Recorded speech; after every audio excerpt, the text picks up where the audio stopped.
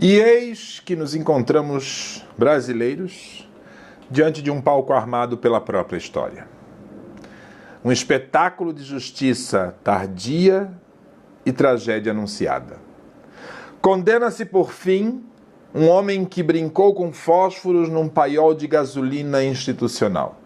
E a multidão, como era de se esperar, dança ao redor da fogueira simbólica. Mas não nos iludamos. Essa não é uma celebração de justiça.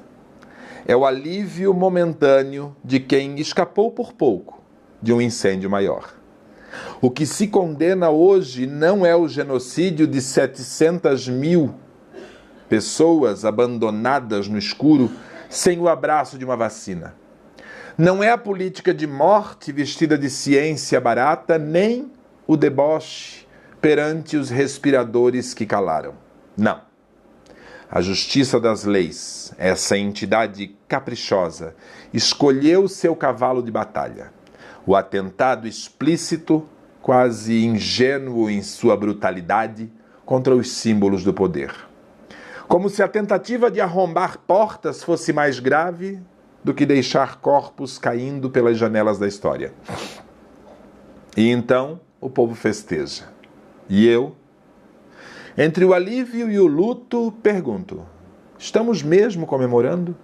Ou deveríamos estar de luto pela própria República? Porque o que esse veredito escancara não é a exceção, mas a regra de quase metade de um país que assina embaixo do delírio, que abraça o vazio ético como se fosse salvação. Metade que grita contra fantasmas comunistas enquanto desfila com a bandeira do capitalismo mais selvagem, aquele que não poupa nem os seus. Ironia das ironias, o mesmo grupo que acusa o governo de ser vermelho escarlate é governado por um partido que, na prática, veste um terno bem cortado e negocia com um sistema que diz combater. Comunista? Nenhum verdadeiro revolucionário aceitaria tantos compromissos com o centro, tantos acenos ao mercado, tantos vice-presidentes de alma moderada. O que temos é um centrão bem comportado, vestindo uma roupa que não lhe pertence para assustar uma direita que também não sabe muito bem em que acredita. Portanto, não há vitória aqui. Há diagnóstico, há revelação. Este não é o fim de um ciclo, é a confirmação de que, nessas 3 décadas e meia de democracia frágil, nós não aprendemos quase nada.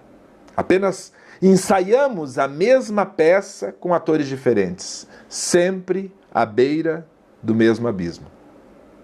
O dia de verdadeira festa, se é que um povo com memória curta poderia tê-lo, ainda está por vir. Será no dia 3 de outubro de 2026, quando o Brasil tiver a chance de escolher, não entre fantasmas e salvadores, mas entre a lucidez e o sonambulismo coletivo. Até lá, que ninguém sorria com demasiada pressa.